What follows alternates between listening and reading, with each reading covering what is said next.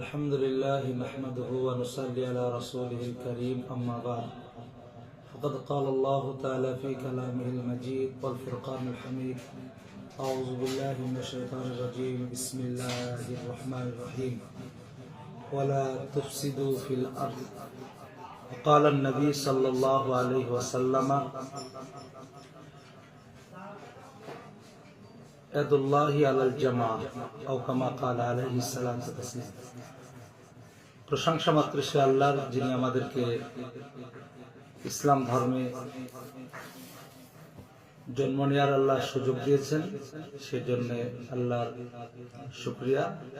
রাসূল কারীম সাল্লাল্লাহু আলাইহি ওয়াসাল্লামের উম্মত হওয়ার যে আমাদের তৌফিক দিয়েছেন আল্লাহর কৃপা, সেই রাসূলের উপর দরুদ ও সালাম পরিবেশনের সাথে সকলে সাল্লাল্লাহু আলাইহি ওয়াসাল্লাম। শুধু শ্রোতা মণ্ডলী বা বেল্লামা জল্লিয়া মাসাহিতাকারী মণ্ডলী, আপনারা সবাই জানেন, এর আগেও আমার একটা বার্তা আপনারা পেয়েছিলেন যে মুর্শিদাবাদ জেলার খুবই প্রাচীন এবং খুব পুরাতন প্রতিষ্ঠান, এই প্রতিষ্ঠানের প্রত্যেক বছর কয়েকটা অনুষ্ঠান হয়ে থাকে। তার মধ্যে উল্লেখযোগ্য একটা অনুষ্ঠান বাৎসরিক জালসা। এবছরও 111তম বাৎসরিক জালসার দিন ধার্য হয়েছিল 18 নভেম্বর, 2রা অগ্রহায়ণ সোমবার। কিন্তু বর্তমান পরিস্থিতিকে সামনে রেখে সাম্প্রদায়িক সম্প্রীতি বহাল রাখার জন্য আমরা আপাতত 2রা অগ্রহায়ণ 18 নভেম্বর যে জালসার দিন ধার্য ছিল, সেই জালসাটাকে বর্তমানে আমরা স্থগিত রাখছি।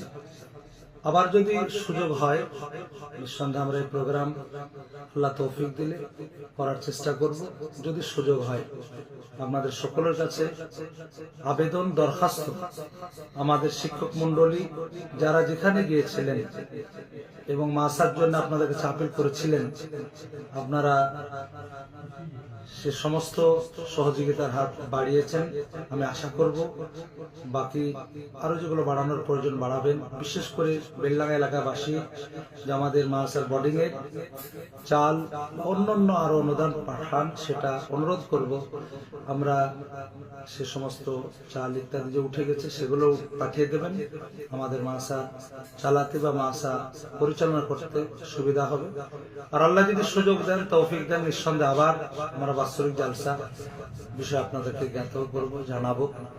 আমরা বর্তমানে 18 নভেম্বর 2রা অগ্রহায়ণ যে প্রোগ্রাম ছিল, সেটা আমরা সাম্প্রদায়িক সম্প্রীতি বহালের স্বার্থে বা আমরা যেন কোনো রকমের নিজেদের মধ্যে কোনো অশান্তি তৈরি না হয়, এই জন্য আমরা বর্তমানে আমরা এই দিনের প্রোগ্রামটাকে স্থগিত রাখছি।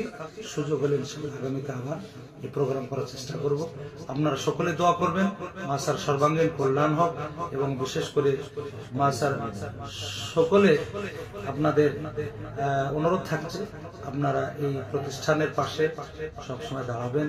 যেহেতু জালসা আমাদের যথেষ্ট একটা মাসার উন্নতি দিক একটু এগিয়ে নিয়ে যায় এবং আর্থিকভাবে আমাদেরকে সবল করে, সেটা যেহেতু আমরা এবছর এই মুহূর্তে পাচ্ছি না, তো আগামীতে আপনাদের কাছে শিক্ষক মন্ডলী গেলে সর্বাঙ্গীনভাবে আপনারা সহযোগিতার হাত বাড়াবেন। আমার তৌফিক ইল্লা বিল্লাহ। আসসালামু আলাইকুম। আর আপনাদের সকলের কাছে অনুরোধ যে এই যে আমার বার্তাটা বা আমার এই কথাগুলো সকলের কাছে পৌঁছে দেবেন, যেন আমাদের এই প্রতিষ্ঠানের বিষয়টা সকল জ্ঞাত হয়ে যায়। আসসালামু আলাইকুম।